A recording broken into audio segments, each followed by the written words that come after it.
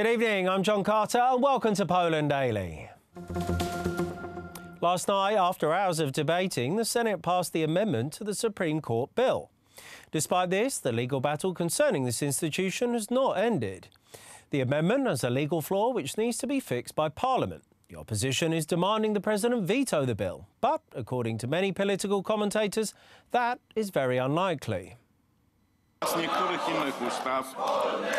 Following a heated debate, the Senate approved the amendment to the Supreme Court bill. Tempers flared when it was announced that speeches would be shortened to 5 minutes. Senators from the opposition had many questions and statements concerning the amendment. Mr. Speaker, you do not have the authority of the Pope when it comes to our regulations. I am revoking your right to speak. I am revoking your right to speak as of this moment.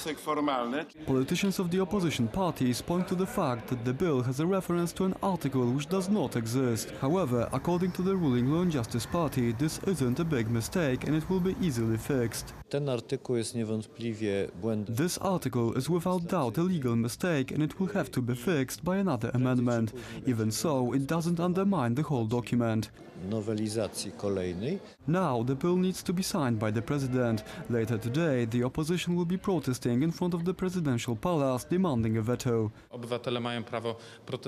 The citizens have the full right to protest, although I can't see how such manifestations will influence the President, as everything is ruled by the political parties.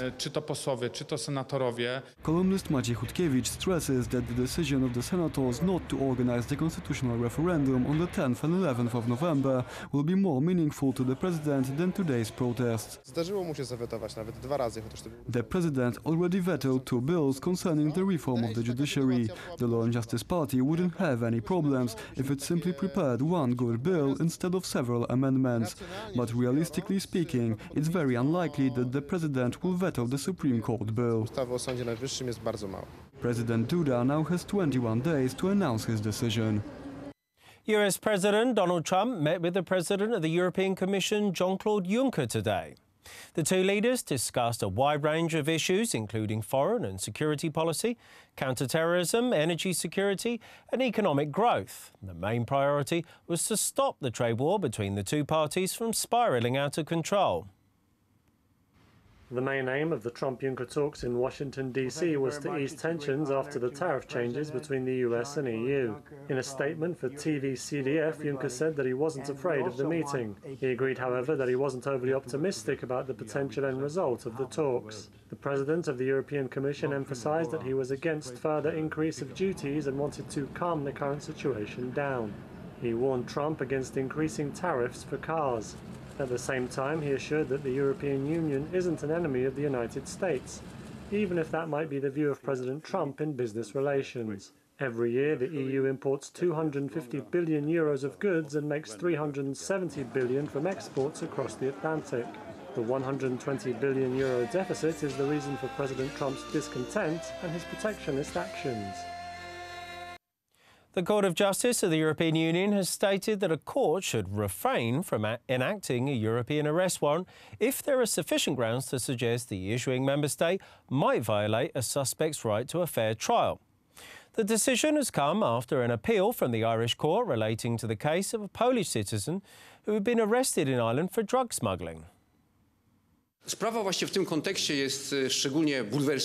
What makes this case even more terrifying is that we are dealing with a person under investigation for various serious offences: participation in an organised drug mafia group and distribution of large amounts of hard drugs, the so-called White Death, a drug which caused human tragedies and the deaths of many Poles, especially young ones. In this context, the judgment of the Irish court uncritically took the side of the accused, who is allowed to defend himself at all costs, regardless of how absurd this gets. It's especially puzzling that the court's ruling defends a person who is currently wanted on an outstanding warrant across Europe. It can be concluded that the Irish court failed when asking whether it could refuse to automatically hand over the suspect. Instead, the resolution of the Court of Justice of the European Union was firm, but subtly instructed the Irish court to follow the procedures which have been in place for years and should be applied in these kinds of cases.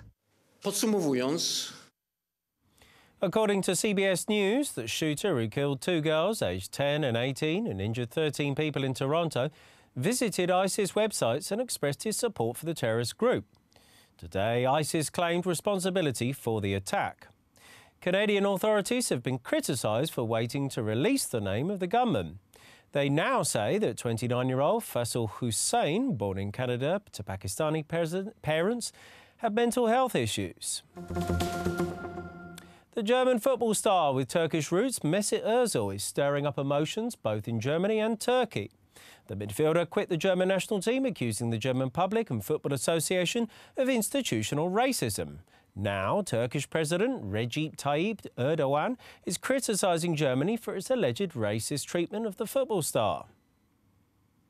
The controversy broke out in May after Özil posted a photo of himself and the Turkish president. The football player has for years had a close relationship with Erdogan. The president's repressions against Turkish civil society following the attempted coup do not appear to have altered Özil's positive view of him. The football star had already been criticized for refusing to sing the national anthem before games, choosing to pray in Turkish instead. The president of the German Football Association, Reinhard Grindel, criticized Özil's decision to meet with Erdogan before the World Cup in Russia, saying, "We stand for values that Mr. Erdogan does not respect. That is why it's not acceptable that our national team players are exploited for his election campaign." And now the Turkish president himself has come to Özil's defense.